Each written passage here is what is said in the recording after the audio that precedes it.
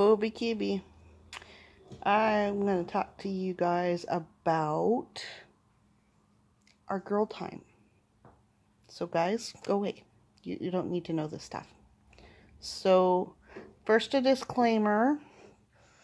The FDA doesn't say any of this stuff works because nobody was willing to die to prove it wrong. What you do is your own business. Do this at your own risk. I'm only sharing what I do, and I've been doing it for several years, and obviously I'm still breathing, unless, you know, my name is Edward and I sparkle, and I don't, so, yeah. Periods. Some women have horrible periods, and I've been looking at different things to address that issue for several years. I'm 45 now, and I've used some things with a measure of success for a while, and then they would stop working. And I went on to something else. So I used to take a black cohosh pill and some other herbs that I bought at the health food store. But my goal is always to forage things in our area so that if something ever happened, I wouldn't be without what I need. And that's why I started using herbal things in the first place. Because if a disaster happens, or if you get too broke, or you lose your job, or you lose your medical insurance, you're screwed. So if I find something that grows out in the bushes that can work for me, I use it, and I learn about stuff for that reason. So here we are. Period. Horrific cramps from hell that put me in bed for a couple of days now. It's changing. I'm getting older. Cramps. I started with yarrow as a painkiller, and then used it in conjunction with horsetail, both of which grow in Western Washington. You can look that up. The one here has a white blossom. I'm not sure that I'm going to put a link for yarrow here, because I'm really addressing horsetail. Horsetail is prolific here in ditches and creeks, swampy areas. It's everywhere. It's actually invasive. Once you get it, it's really hard to get rid of. So we have property with a creek and a swamp, and I go pick it. And I dry about a bushel full every year. And I hang it upside down to dry.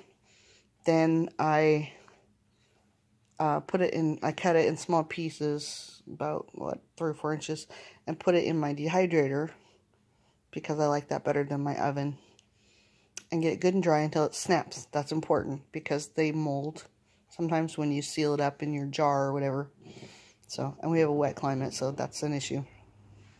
So, dry it till it snaps. Then you cut it, because it will make the coffee grinder go crazy. So you cut it small, put it in their coffee grinder.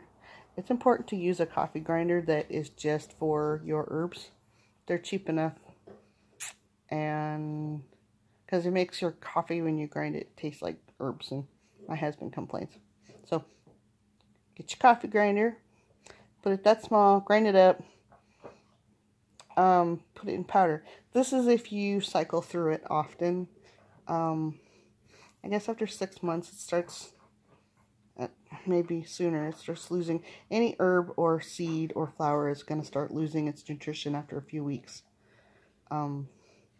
This year I'm grinding all my herbs up just because I don't have space. It's a space thing.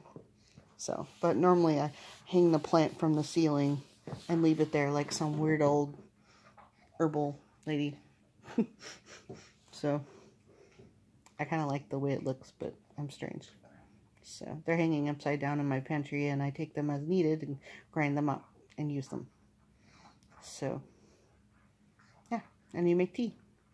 A coffee grinder, simple coffee grinder, dedicated to just your herbs, because it makes your coffee taste weird. Get yourself some relatively airtight containers. This can be a mason jar with a lid, or ice-able containers. I love yogurt. So anyway, label it Horsetail 2019. I picked that and dried that this year. So there's that. Anyway, there's another skill. Reuse old stuff. So these had dry things in them, and I washed this and dried it. It's kind of important when you're dealing with mold. some of this stuff I harvested this year, and some of it I did not. So, I have rose hips. We call them freeway roses here. They are a big, giant rose hip that I harvest every year, but I haven't lately because I haven't needed to. So, I don't harvest if I don't need to. I use up the old stuff. This is chamomile tea. It's also called pineapple weed. It's dried. All these I dehydrated in my dehydrator. So, and here's something I also have in my driveway, but I don't need to harvest it right now because I have a gallon jug full of them from my aunt. That is a juniper berry. So, these things, this is full of vitamin C. I think this, if I remember right, was good for UTIs and things. Use them sparingly. A little bit goes a long ways. They have a lot of, they put a peppery taste in there. This fights infection. I personally used it for that in cuts and things. And it's also a sedative because it's got amino acids and such. Everybody knows that chamomile tea helps you sleep. But, so. And what else have I got in here? Horsetail, which is really ground up really fine. I don't know if I can pull some of it out. It's really fine. Anyway, I will put pictures in there.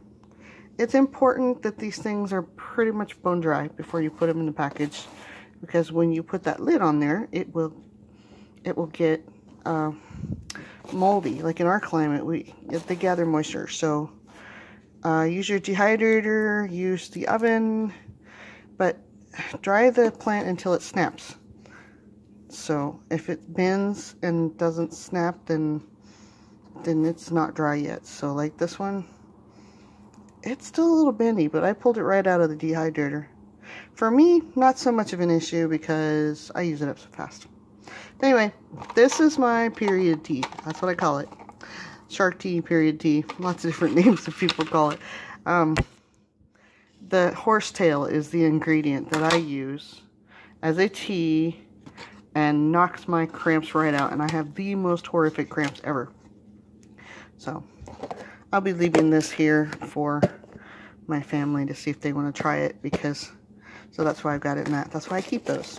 When I get containers, I keep them, wash them, keep them for this stuff. So.